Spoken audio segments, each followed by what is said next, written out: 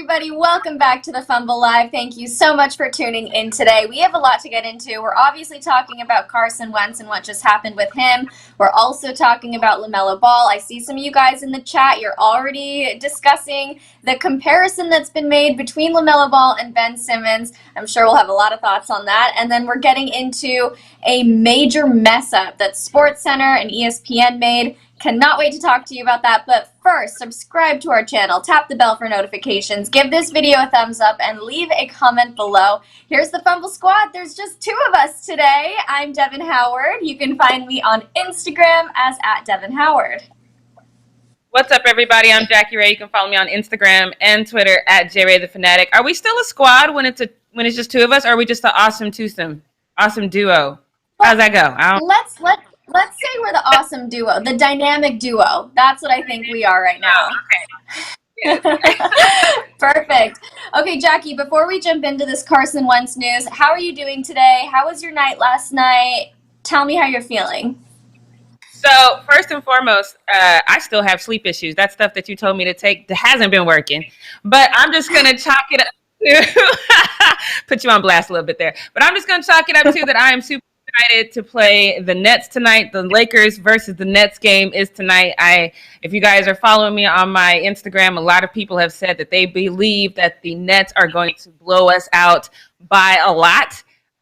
If that's the case, you might have to do this show tomorrow by yourself, Devin. No, I'm just kidding. But I do not think that that's going to be the case. Your whole face, totally kidding. I don't think that's going to be the case, but please let me know in the chat who you think is going to win tonight between the Lakers and the Nets. Keep in mind, Anthony Davis is out. But I still think we got it.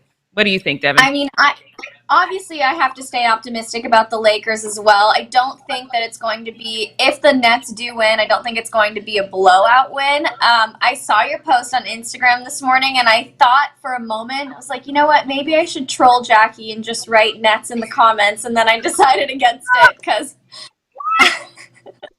I didn't know if the humor would translate through the screen. But no, I of course think that the Lakers are going to win. I got to stay loyal, got to stay optimistic about them. The Fumble actually in the chat just said KD is out too. Fair game. So, hey, we're both down superstars. You know, I don't think it's necessarily going to be this like automatic win for the Nets. For those of you in the chat, let us know what you think about that. Who's taking home the win tonight?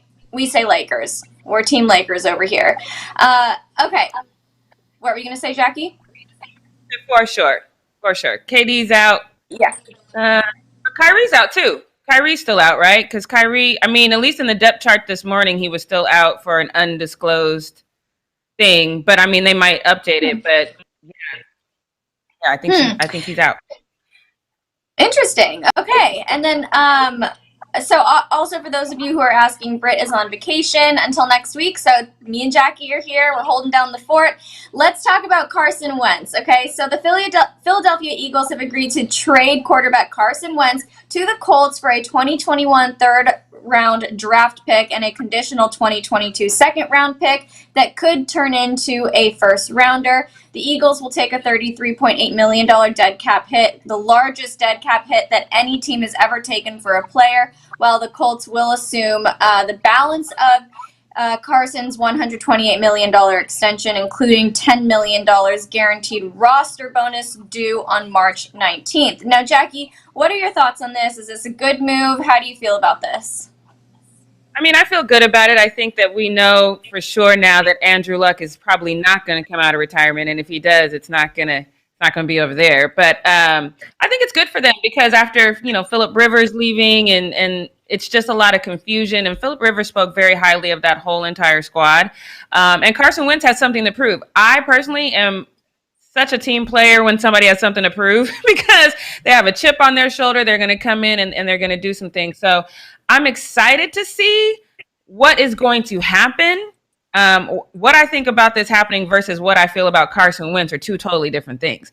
I feel like it's a good thing that this happened. I think it's best for on both sides of it because now the Colts can be like, all right, we know who our guy is. We can rally behind him and we can move on. We can get rid of this confusion and now we can move forward with a game plan. Carson Wentz still is not that guy for me. He's he has these flashes of greatness, but they end up fading over time. And so I think he was a Pro Bowler in 2017. That's fantastic. He did great in 2017.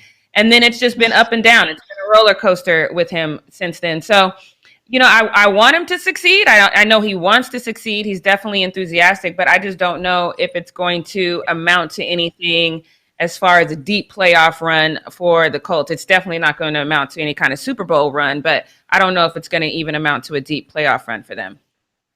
Well, we'll see what happens there. I see some of you guys in the chat talking about it. Let us know what you think about Carson Wentz becoming a Colt. Is it going to work? Is it a good idea? Sound off in the chat. And for now, let's move on. Oh. Wait. I see one comment that I just need you to elaborate on. It says, Wentz ain't a team player. Of all the criticism that I would give Carson Wentz, it would not be that. I think he definitely... what do you mean by that? I need clarification, because I think he definitely rallies around his team and he tries to pull people together and he tries. I mean, he doesn't succeed. But he tries. Like, what do you mean by that? I need clarification. But now you can go ahead then. Clarification for Jackie, please, because we can't move on until we know what you're talking about. Okay, so let's talk about LaMelo Ball. So LaMelo Ball is being regarded now as a right-handed Ben Simmons. So one thing that we can say about him in his rookie season is that he is an offensive difference maker. So coming off the bench for the Hornets, he's averaging 14.6 points, 6.2 rebounds, 6.1 assists, and 1.5 steals per game. He's playing just under 28 minutes per game, and he's been doing really well. He came out of the gate. There was a bit of a slow start, but he's doing well now.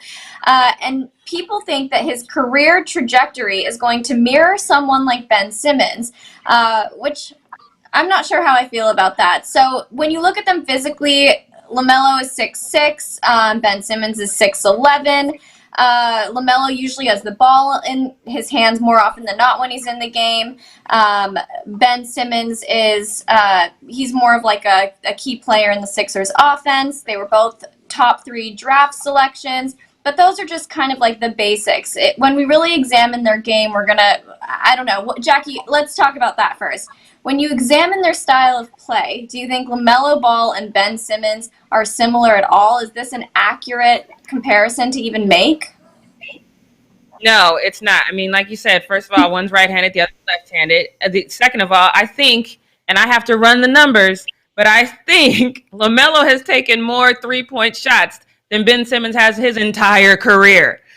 So that alone makes them two. I still think Ben Simmons is very good at what he does. He's a great defensive player. He still gets in the paint and gets his money in there, and that's fine. I'm good with that.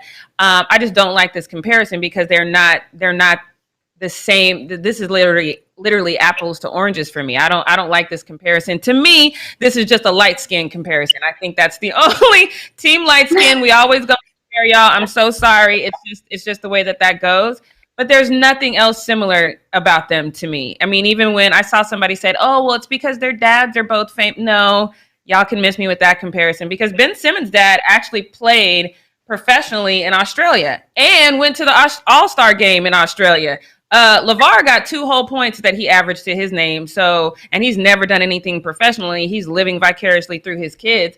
And then Ben Simmons, he didn't even play his rookie season. He was hurt his entire rookie season. People forget that. And then I don't know why y'all forget it because all of y'all were pissed off that he was considered for Rookie of the Year the following season. And people were like, no, he shouldn't be. And he ended up winning that. So maybe if LaMelo wins Rookie of the Year, perhaps maybe if I don't know, maybe if the Hornets end up in 3rd place because the year that Ben Simmons played, I think the Sixers were in 3rd place, third or 4th place.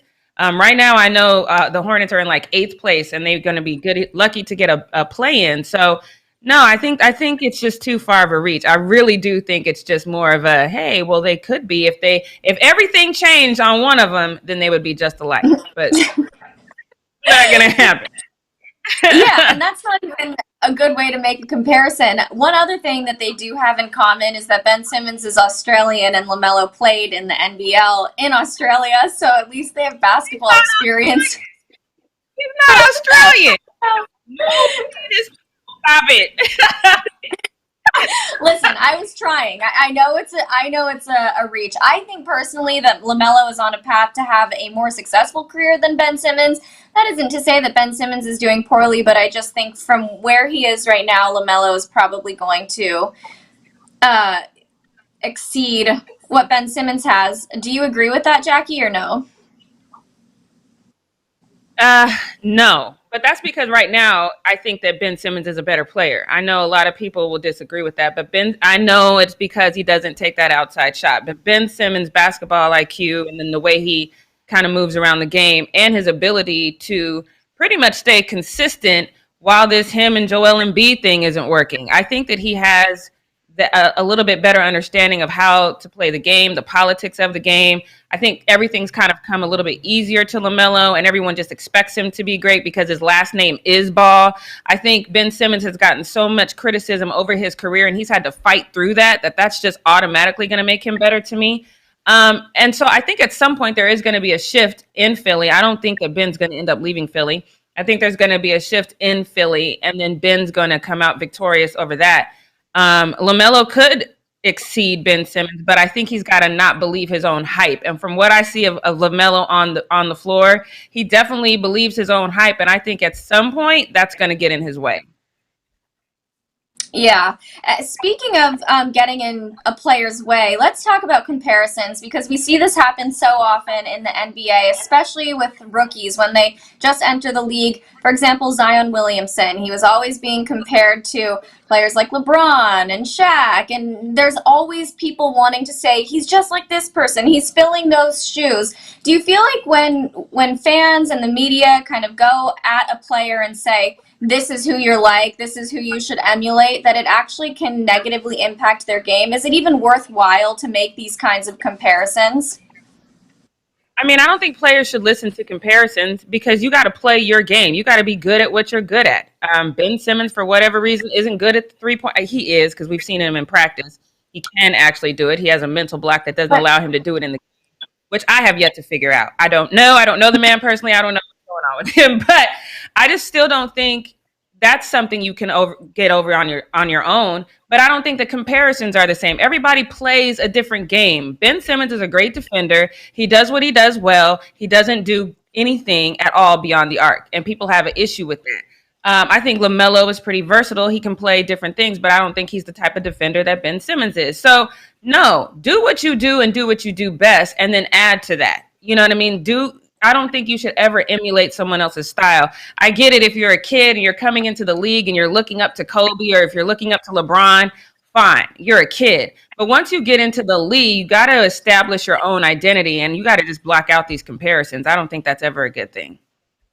Yeah, I agree with you 100%. I think that, young athletes really do need to be able to come into their own and develop their own path and become their own player. But I also think that when they're immediately right out of the gate compared to somebody else, especially someone super great like LeBron or like Michael Jordan or like Kobe or whoever, I think that it can almost be like this like limiting bubble on an athlete and their development because they're constantly trying to live up to this big name, but also still wanting to improve and be their own player.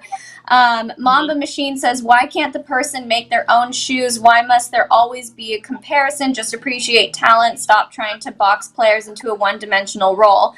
And that's exactly what I think we're both saying here. It's like, you can't let those comparisons get to you, but when you hear about it all the time, I think that can be kind of difficult.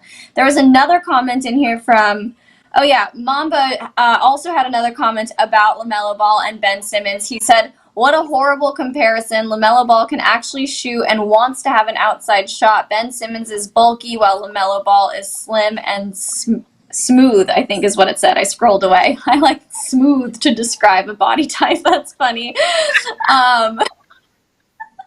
That's like the time that Britt said somebody was awkward, like odd-bodied. Remember that? And you and I were just dying. Couldn't let it go. So good. They're two totally different players. I do agree with Mamba, and I think it's okay. I think both of them are good at what they do, and I think it's okay. I would really wish I really wish people would stop giving Ben so much grief about not having that outside shot. Do I think that he needs to develop that? Yes, especially if he wants to have a long-term career and if he wants to be like LeBron looking at being like 38, 39 in the league. You need to develop that outside shot because it's definitely going to help you long term. You can't attack the paint your whole entire life. It's too physical. So, yes, I think he should develop that. However, he's still very good at what he does. And I think we need to acknowledge that because he's still putting up probably more points than a lot of people. So let's not take away from that. And I mean, this comparison is going to happen just because I think sometimes sports journalists just have to make a comparison, especially when we don't have football and basketball at the same time. I've said this every single year. This is when you get these weird comparisons because we just don't have enough to do. So that's all this is to me. I just don't like the comparison, especially since LaMelo's so young. He knows exactly who he is because he's had an extensive time playing overseas. He knows who he is as a ball player. He doesn't need us making these comparisons. Yes, he's going to continue to grow and develop, but he's going to continue to grow and develop with who he already is. Mm-hmm. Yeah. Sorry, froze there a little bit. But yeah, no, I agree with you 100%. Let's move on to this next need to know news story. We love GOAT conversations over here at the Fumble. I'm just kidding. We hate them. We get so annoyed by them. And we find that we talk about them all the time. The most recent was when Tom Brady took home that Super Bowl win, and we had to come to terms with the fact that he is the GOAT of the NFL. But people, when they were talking about Tom Brady, were ready to say that he was the GOAT of every sport ever, which we quickly disagreed with because there are so many more athletes who are way more decorated than Tom Brady will ever be. But now ESPN and SportsCenter had a major mess up. So there are a lot of names to choose from in the world of sports when it comes to celebrating the greatest of all time, but ESPN completely failed to recognize women in this image here that you guys can see. They posted this graphic. There's goats on the ground. You can see Muhammad Ali, Tom Brady, Michael Jordan, Babe Ruth, Tiger Woods, LeBron James, all great athletes, all people that should be included in GOAT conversations. But where are the ladies? There are no ladies in this photo. Simone Biles actually called out ESPN and said, "There are so many women I can think of that belong in this photo, and yet there are none." Another person tweeted, "How y'all gonna include actual GOATs and not include women? Y'all really don't care, do you?" Another wrote, "Fixed it for ya since y'all forgot the most decorated gymnast of all time and they just photoshopped Simone Biles right in there doing a nice backflip over all of these goats on the ground." And then another said, "What the F is wrong with SportsCenter when not one single female appears in this graphic? Disgusting." The backlash was actually so heavy and so intense that they deleted that tweet, rightfully so. They absolutely should have. What confuses me is I don't understand how in this day and age they can be so lax and still make this type of mistake. Maybe 10, 15 years ago, people wouldn't have been commenting about this or creating such a ruckus about it, but we are in a stage right now where people are demanding equality. Women want to be recognized as great athletes. Being a GOAT is not something that's limited to just men, and to me it just seems like, who is this, another Timmy the intern thing? Because I don't understand how this could have been made up. And we also just watched two GOATs last night, Naomi and Serena. So Jackie, how long will it take for sports to realize that men are not the only GOATs to exist? It's going to take a while, and I'm going to tell you why. Because when I saw this photo, I was not immediately offended, not in any way, shape, or form. Now, that could be because LeBron was in it. So I was probably just good with that. I will admit that. But I was not immediately offended because I was like, okay, my first immediate thought was, okay, like, where's Kobe? I don't see Kobe in here. Where's Kobe? This doesn't make sense. That was my next thought. After I saw LeBron, I was like, y'all need to put Michael Jordan behind LeBron. Y'all need to have Kobe and LeBron side by side. Is okay. That is the thought process that I went through in my head. So then I started to look, and I was like, I started to see the comments on it, and I was like, oh, okay. So I can tell you this is why it's going to take a long time, because there are women like me who watch an exorbitant amount of male sports, male-dominated sports. We watch that a lot. I do watch the WNBA. It is a fraction of the amount of time that I watch the regular NBA. I love football. Sun up to sundown on Sunday, I'm watching football. This is all male dominated sports. So for me, even as a female, seeing a picture like that did not resonate to me. Now, of course, once I look at the comments, I'm like, oh, damn, they're right. Where is Serena? I tweeted out where, and I saw somebody, they actually commented back to me and they did an arrow that Serena is in the picture, which that pissed me off because I'm like, why'd y'all paint her looking like a man? That definitely looks like a man. I did not know that was Serena. That is inappropriate. But this is why we say all the time diversity matters, because when you have, and I'm not even saying diversity in this situation with just men and women, because technically, if it had been me and another dude sitting around and we were responsible for putting this picture out, I'm telling you, it probably still would have come out. And that's with me sitting in the room, because there's just, when I think about the people that I think GOAT, most of them are in basketball or football, you know?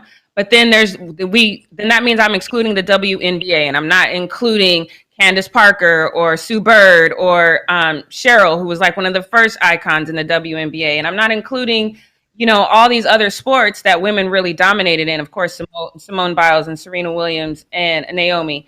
So you do have to have not only diversity as far as gender and race, you have to have diversity as far as minds. Like, how can you, like, I don't know. I just think that at SportsCenter, at ESPN, you got to know that women play sports too. And yes, maybe it's not football, maybe it's not basketball, but I don't know. To me, it's just, I can't really give this one a pass. I find it really irritating and honestly surprising.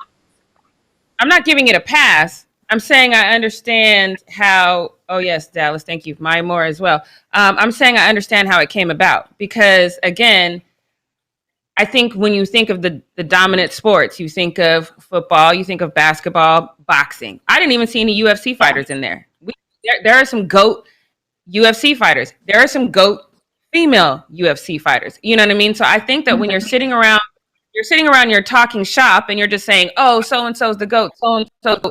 I think you have a platform like this where 3 women are on it, then yes, it comes to you know, it comes to our mind very greatly. But then let's be honest with this. A lot of the attention that the WNBA is getting is because Kobe Bryant started bringing a lot of that attention to the WNBA. So that's how we started to see the greatness of a lot of ladies over there. But the WNBA has been great for a long time. The WNBA has had athletes that are dope for a long time, but it just doesn't get that notoriety. And so I guess that's probably another reason why I wasn't immediately offended, because I see these are the sports that I watch all the time. These are the athletes that I watch all the time. I love Serena as a person. I follow her on Instagram.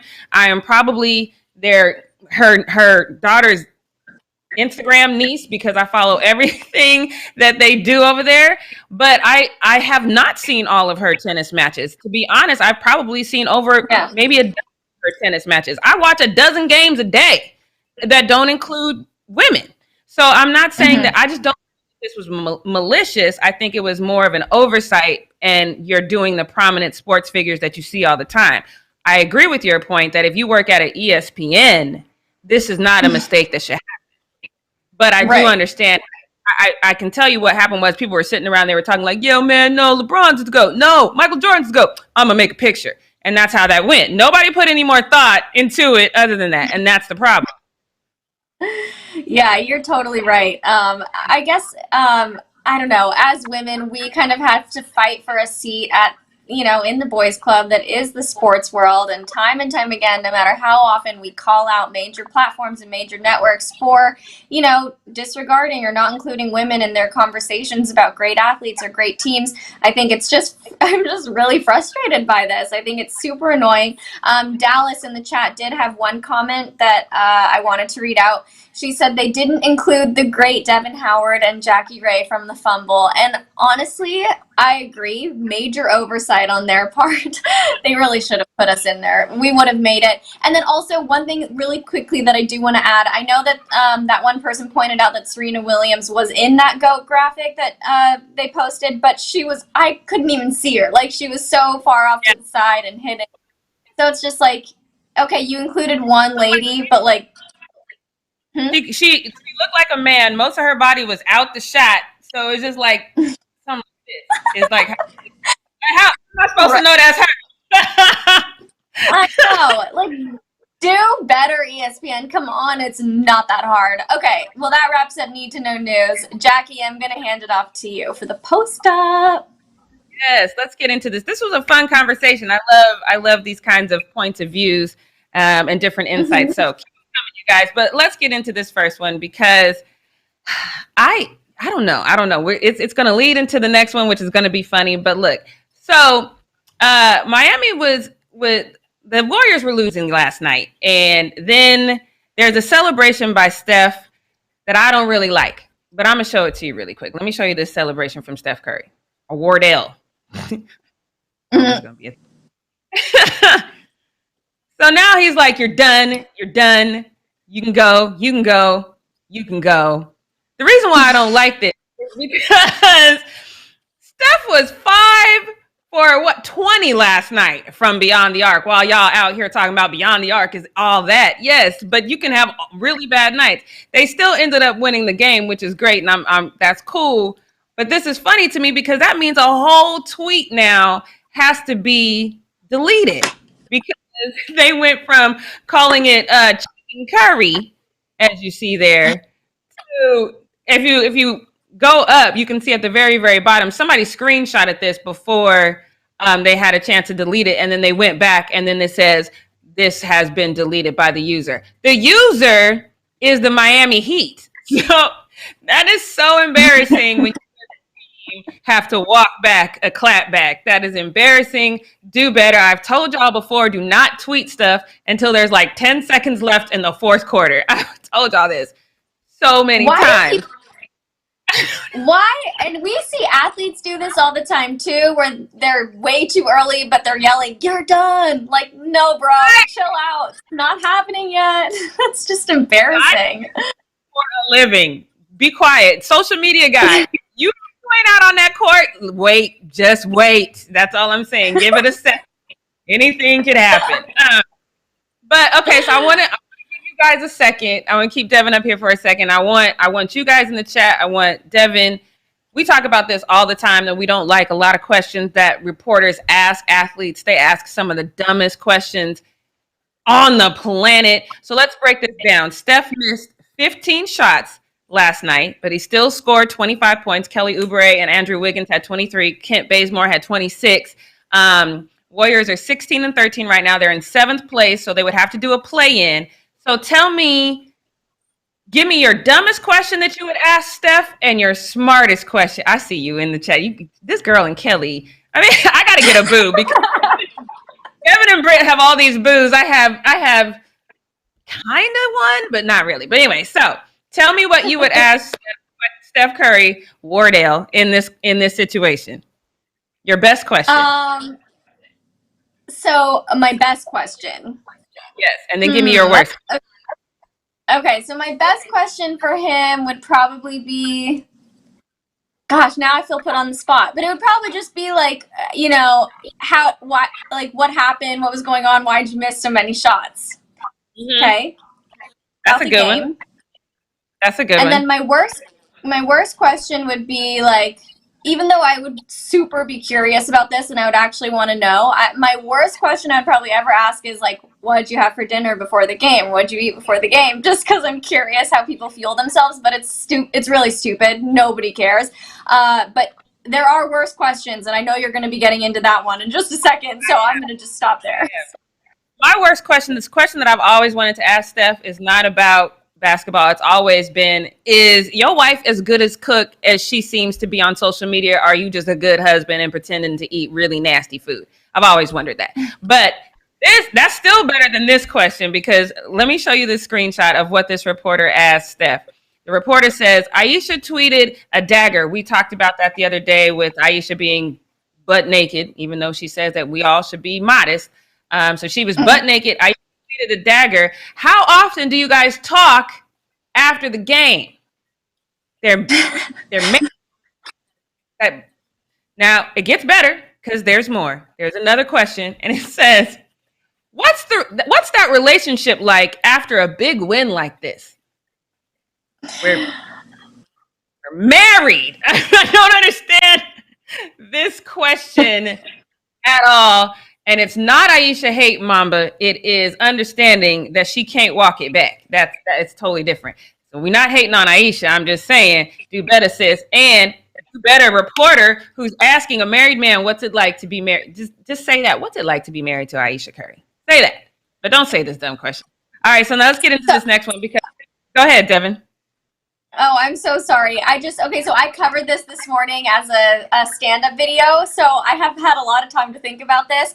I really want to know what this reporter was hoping to get out of asking this question. Like, was he sitting there thinking that Steph was going to say, you know what, like, I need to take at least 10 hours of silence before I call my wife? Or did he think that Steph was going to say, I call up my 6 side chicks and then I call my wife, but she comes number 7 on the list? Like, what was he thinking? And Steph's response, because I watched the video, it was perfect, because he was like, what are you talking about? Like, she's my wife. Of course I call her right after the game. The weirdest thing ever. So, not sure what. Because it gave us Devin impersonating Wardell Stephen Curry. That impression is great. And so I'm glad that we have this moment in time. That was fantastic. Oh, God, okay. Let's get on to this next one, because there's a few players you guys know that I don't want to hear nothing about. They're just my people. Y'all know everybody who's surrounded by LeBron James. So that means Dwayne Wade, Carmelo Anthony. I'm not trying to hear nothing about those.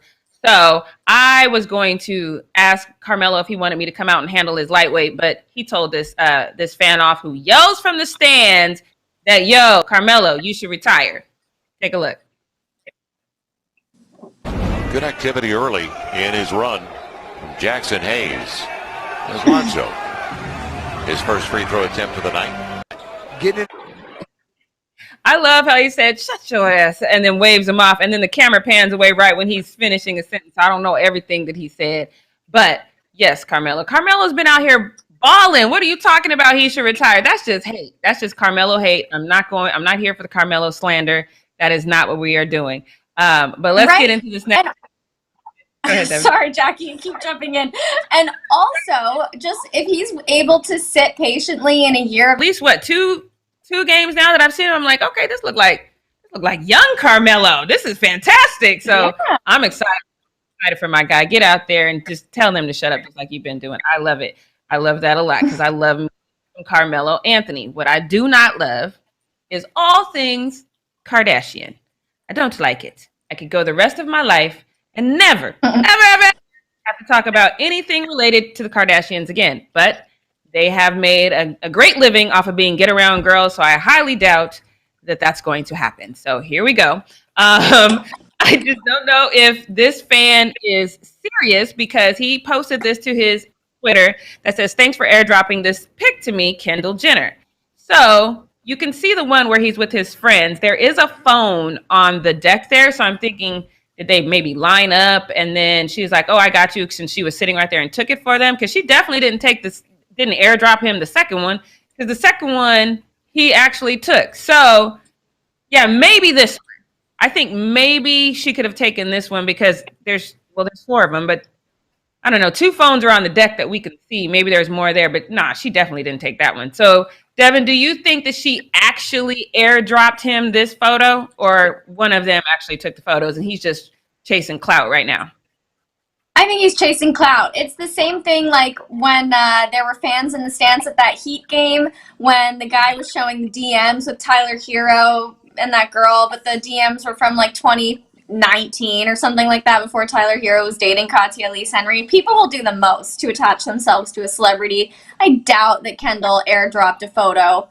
Maybe she did. If she did, she should have put flash on, because that was so dark. It wasn't even a good picture, and you'd think Kendall would know better. Yeah. No, I think that we decoded that, because you're right. A Kardashian, anyone that's affiliated at all with a Kardashian, it could even be the driver, would know how to get a good picture. So I think we could just, that one is not a Kendall pick. So this next one, now, granted, I do love all things related to LeBron James, but I promise you, it was just Sunday. A friend of mine, we were sitting around, we were talking about songs that Kobe made. We were reminiscing about Kobe Bryant, and I was telling him how I love the song that Kobe Bryant made with Brian McKnight because it's fire. And then he let me hear a song that Kobe made with Tyra Banks, y'all. I didn't even know that song existed. It's trash, though. It's great until Tyra starts singing, and then it's trash. But up until that, it's great. But it's like all these musical endeavors that Kobe was on was just dope. And then he lets me hear, and I felt disappointed in myself because I felt I knew all things about LeBron. He let me hear a song with KD and LeBron James. And when I tell y'all that song is fire, it is so good. I had no idea LeBron James and Kevin Durant have made a song together. If y'all can find it, go find it. It is fire. I am here for every piece of it. It confuses me on some things that KD has said since then because the song is a couple years old. But because I heard how good it was, I was like, okay, I love this next tweet from the King because, yes, my love for music is insane. I think I'm going to do an album. Oh, no, I won't be rapping or anything like that, which I'm telling you, go find that song because he should. I'm not crazy. I know what I'm great at. He was great at that. But I tell you one thing, I do have some friends that can, thinking out loud. So obviously he's already put on his TV production hat. He's trying to put on his music producer hat because he feels like he has some talent around him that can rap. I know a lot of y'all think Lonzo Ball can rap. I'm not one of those, but maybe he's going to do, something with him. But I'm excited to see what he does and if he has like a cameo. But the hater brigade was on deck, of course, when it comes to LeBron James. Like, it's always about you. Me. I. That's why you'll never be Michael Jordan. I am so sorry. Didn't he just say, I'm going to produce other people? Didn't he send a whole plethora of kids to college? Didn't he just build? Who is this me you talking about? I was about to go in on this person, but I didn't have to because here comes, I don't even know if they are King James fans as much as they are not Michael Jordan fans. He said he can't talk about himself on his Twitter, dog. Hold up. Was Michael Jordan oriented like that? Hell nah. Dude is just bored and a hater.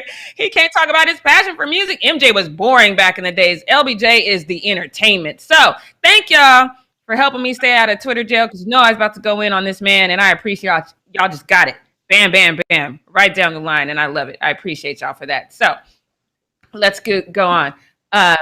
This next one, okay, so some things y'all know that I very much love being Black, and I talk about that a lot. But one of the things that I love, and this is a story time. In Saipan, there was no Black people. There was me and like 5 other people on an island that had 50,000 people.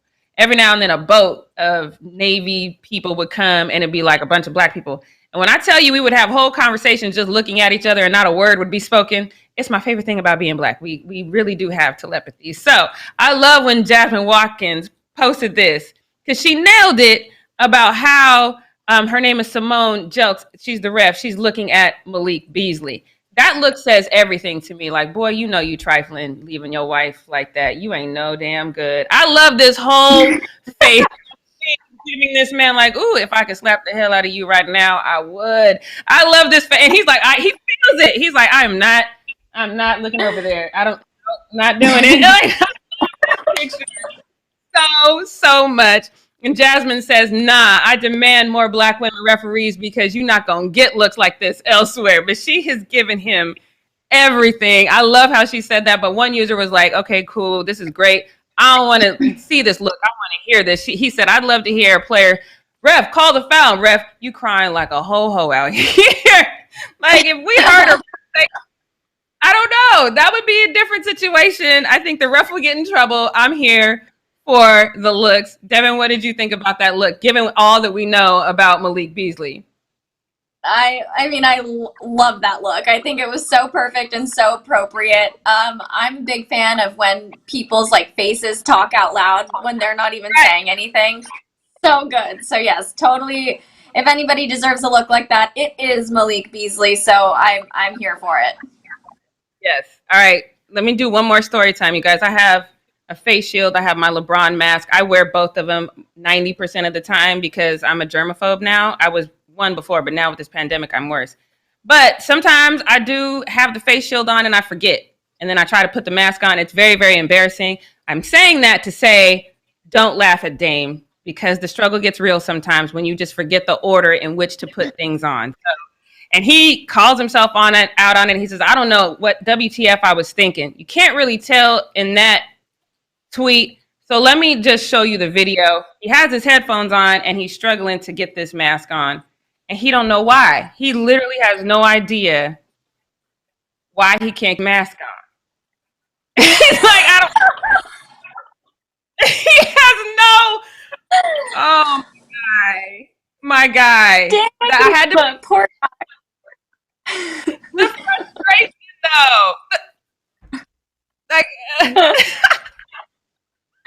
That's so funny. I say that I share his pain. He's not alone in that situation. I actually went to one of those dine out places. You know, now we can eat outside, and full of food, and rammed it into the mask. I'm saying, poor guy. Jeez.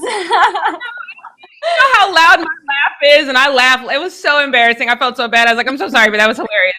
So yes, let's move on. It happens. You just gotta laugh when those happen. But that's what annoys me because first of all, it's the Thunder twins. Let me pull this up. Let me show you this tweet from this user who basically says that KD is out here trying to do, basically OKC 2.0. It says Durant bringing back Thunder sans Russ's comedy. It was Thunder twins, and that was Russ and KD. But I don't like this at all. First of all, it confused me. I literally had to text Arthur and be like, this ain't right, because who was that? Shumpert is 21. And she was like, nah, they got Andre a couple days ago. And I'm like, oh, boo, I don't like none of this. Because if you're really trying to do OKC 2.0, I'm going to need to see Russell Westbrook in there. This is ridiculous. But Twitter definitely responded to this. They had their own thoughts.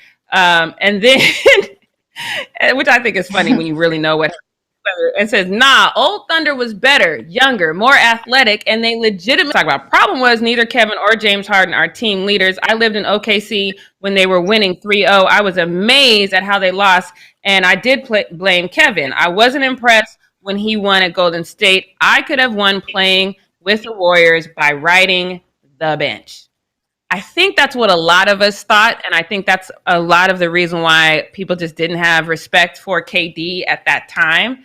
But, I mean, it is what it is. We moving on now. But this next one, I've talked a lot about Kobe today. So I know rappers are always trying to make these deep, analogies or whatever. But this one is tasteless and it's embarrassing because I kind of low-key really like Meek Mill. But this one was terrible. So let me show you this lyric that he put in the song. It doesn't even matter what came before or after. It's this specific lyric. He said, yeah, if I ever lack, I'm going out with my chopper. It'd be another Kobe. Ugh. That is so tasteless and grotesque to me. I was infuriated. Twitter was as well, rightfully so. They came for him with all these tweets and all the firepower that they possibly could. This says NBA Twitter when they catch Meek Mill after hearing that Kobe verse. And Meek should know that Kobe fans beat up a whole person. That's an accessible person for talking trash. So stop it. Don't do that. And then we have another one, kind of echo sentiment as well. How everyone doing Meek Mill after that line about Kobe. It's just, I don't even understand why you would say something like that. Devin, what are your thoughts on this? Well, Meek Mill has been, it's like he's a magnet for controversy. I feel like he's been involved in so many different things that just paint him in a really bad light. I don't know if he's trying to lean into that more and just kind of like embrace the negative, bad reputation. But to me, reading this, I mean, it's been a little over a year since we lost Kobe. We lost children. It's so insensitive. And I asked in the chat, I'm not a fan of cancel culture, but damn, like, should Meek Mill be canceled for this? Because that was just, to me, it's outrageous. Yeah, I thought it was totally inappropriate. I'm cool with canceling anybody who says something this insensitive. You still have his loved ones, his wife, his daughter, people that are here, us, that are still grieving for him. It's completely inappropriate. If y'all are on team cancel Meek Mill, count me in. You got my vote.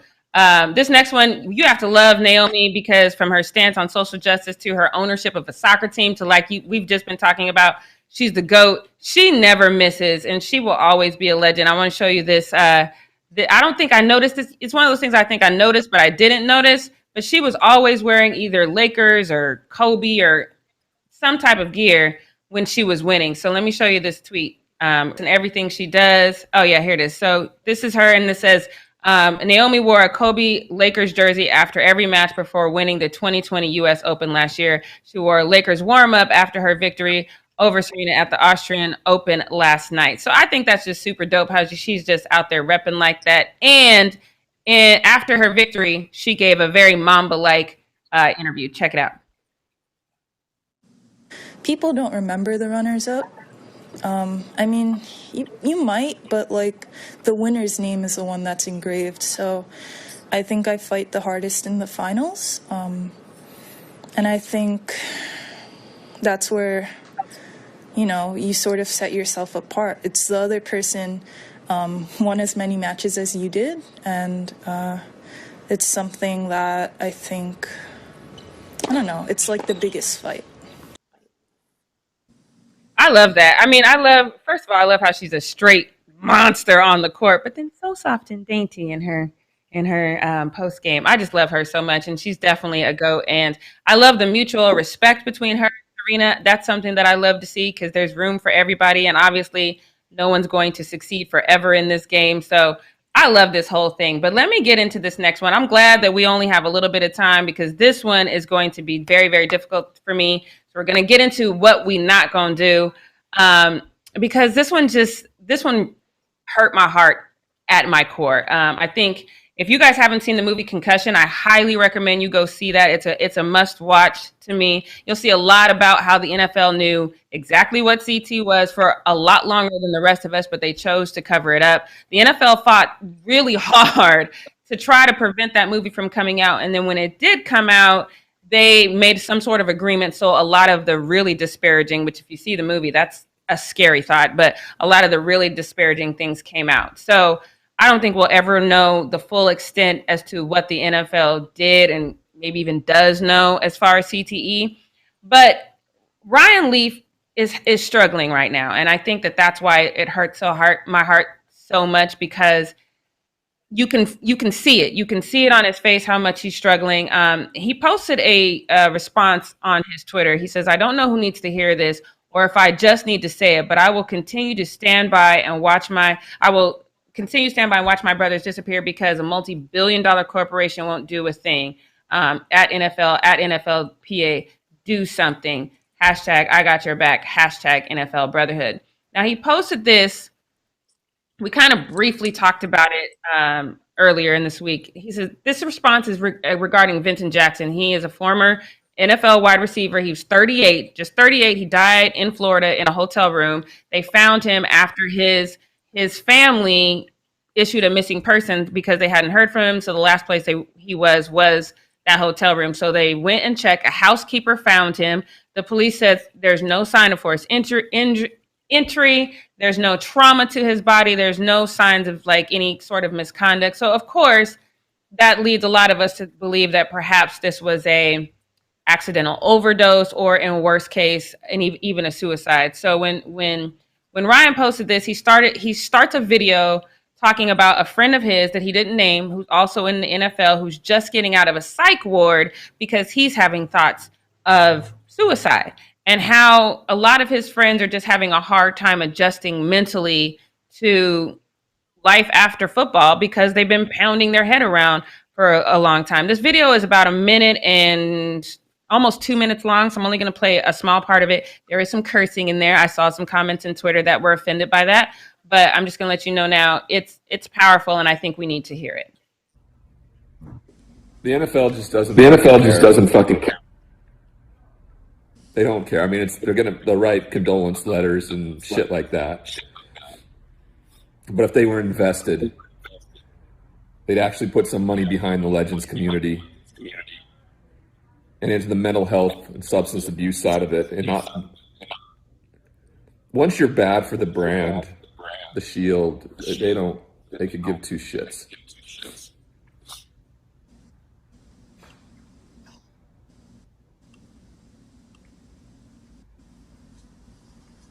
I don't know what the hell to do.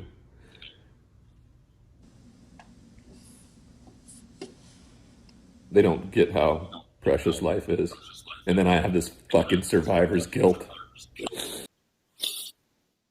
I had to let you see that whole thing because you could just see the pain on his face. And then when he said he had survivor's guilt, I literally broke down and started crying when he said that, because I understand what survivor's guilt feels like. And it's such I just expected this outpouring of love and compassion to be sent his way. And it was the exact opposite. So many people were like, well, yeah, but your job, everybody else's job isn't going to take care of them after they retire. But your job isn't causing you to bang up against somebody's head that's 200 pounds at speed ahead. And your job doesn't know, because there would be a class action lawsuit if your job knew that you were going to have long-term mental health issues after you quit. You would be in the middle of a class action lawsuit right now, and you would win. But there was just such this outpouring of negativity. So I only grabbed the positive comment that I saw, and this one I thought was so important, because this one says, I believe that my father, rest in peace, who was an agent, won the first successful settlement against the NFL for CTE. One of his guys was on the streets. NFL rejected his claims, saying it was organic. My dad proved the disability was from the hit. You're right. They don't care. And I unfortunately think we've seen this a lot of time. It's always been so weird to me how the NFL expects these men who engage week in and week out in a very violent sport to go out and be altar boys. They expect that violence not to carry over into their lives. Just be good because we said be good, but they don't give them enough tools, in my opinion, to really facilitate that. And so this next one really does ask $1 million question to me. And this is what I really want to talk about. Ryan, I hear what you're saying, and maybe correct me if I'm wrong. Don't current NFL players know what they are signing up for and the long-term effects it can cause? So I think this is a very poignant comment, because maybe 10 years ago, I think that's when, roughly around when we really started building more awareness about CTE, maybe 10 years ago, Ryan would have received more compassion, because now we were all like, oh my God, really? This is what's going on with the Junior Seau situation. We really kind of became educated about that. But now we've had movies, we've had documentaries, we've had the NFL say, oh, we're making new helmets. That ain't going to change anything. But they're doing their PR stints to say we know that this is a thing and we're going to change. But yet kids are still playing Pop Warner. Little kids right now somewhere are getting ready for their game this weekend. There's still college football. We're still mad that we didn't get to see college football. There's high school football. We're still going to send kids to combines. I've said several times that I think that the NFL needs to predominantly go to HBCUs, but that means that we have kids going into this violent sport knowing what the long-term effects are going to be. So this becomes my question, and I don't have the answer. I'm thinking out loud. Is this a situation where the NFL has to say, yes, we know that these are going to be long-term mental health effects, and we need to supply valid and, dare I say, probably very expensive resources for each and every player? Or is the player liable to themselves to say, hey, I know I'm going to have these long-term healthcare issues. I need to do my due diligence with my money to make sure I can take care of myself, because the NFL doesn't give a damn about me. And we've seen that. We've seen them turn their backs on just about everybody except for Tom Brady. So, Devin, I'm going to pose that question to you. Is this something that the players just have to take the responsibility of on their own, or does the NFL owe them some sort of long-term, especially the more suicides we see? I feel like it's picking a theme. Is there more that they can do regarding that?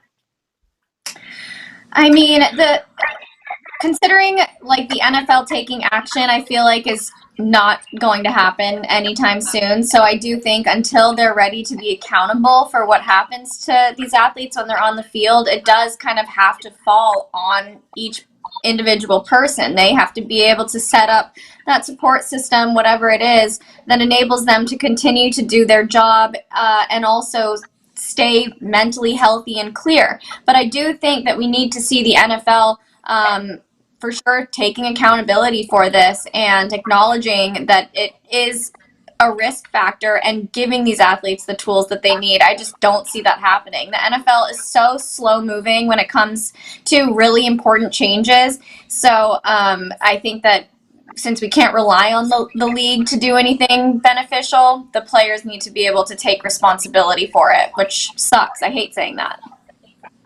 Yeah, no, I agree. And JD, I see you in the chat. You said y'all ridicule people who speak on mental health, like Paul George, DeMar DeRozan, Kevin Love, etc. But now all of a sudden y'all want to speak on sympathy. It's ridiculous the way people speak and think. I know you ain't talking about us because we advocate for Yeah. mental health very strongly around here. I know a lot of other platforms, and that's just been the mentality, especially when you're talking about the NFL. It's kind of just suck it up and take it and do what you got to do. We've talked at length about that. So I'm a huge fan of mental health. I believe do whatever you need to do to get yourself mentally healthy. I just don't know. I personally wouldn't take a job that I knew I was going to suffer these kinds of long-term effects in my life. On the other hand, imagine a world without football. That's a hypocritical comment. I understand that, but it's just a weird dynamic we're in. I don't know what the answer is, but that is all I got for what we not gonna do. That was a really great one, Jackie. Thank you so much for bringing that up. I remember I was pretty young when that Junior Seau incident happened, but it really shook up San Diego. I had friends that were friends with his sons, and so I remember that very clearly. And I think that was like a very kind of like a beginning point of people recognizing the impact that football has on players' mental health, for sure. Let's wrap up the show. We are going to be back again, us two, the dynamic duo at 11 a.m. tomorrow. So make sure you tune in, tap the bell for notifications so you guys know exactly when we're going live. Subscribe, leave a comment below, give this video a thumbs up, wash your hands, wear a mask, and we'll see you guys later. Thanks so much for hanging out with us. Bye, everyone.